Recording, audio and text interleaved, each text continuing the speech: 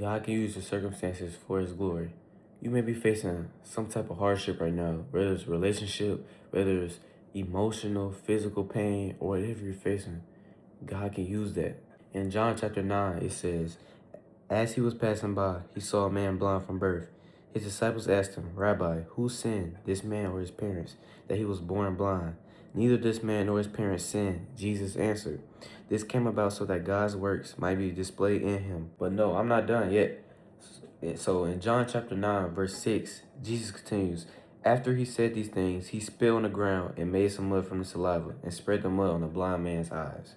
Jesus told him, go, wash in the pool of Siloam. So the blind man left, washed, and came back seeing. I want you to pay attention to the response of the blind man, because it wasn't until he washed his eyes that he started seeing. Because in verse 7, Jesus tells him to go and wash in the pool of Siloam.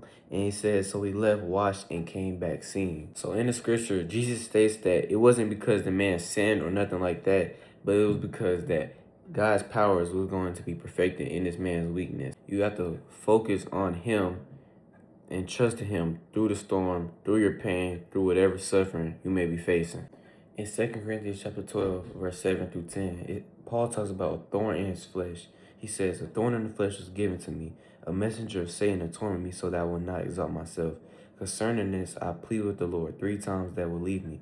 But he said to me, my grace is sufficient for you, for my power is perfected in weakness. Therefore, I will most gladly boast about all the more about my weaknesses, so that Christ's power may reside in me. And in verse 10, Paul says, so I take pleasure in my weaknesses, insults, hardships, persecutions, and difficulties for the sake of Christ. For when I am weak, then I am strong. So I remember about a month ago, right, I was going through some physical pain within my body. And I remember I was praying to God, I was like, remove this pain, remove the pain. But God told me to not focus on the storm, but focus on him. Meaning that not to focus on the pain that was in my body, but to focus on him. And the pain eventually went away because I did not focus on the pain I was going through, but I was focusing on God. So ultimately, God is bigger than your problems. Just give it to him, man. Just let him work and let him do his thing. And always remember, no matter what suffering or no matter what trouble you may face in this world, Jesus has already overcome them. So I thank y'all, and y'all stay blessed.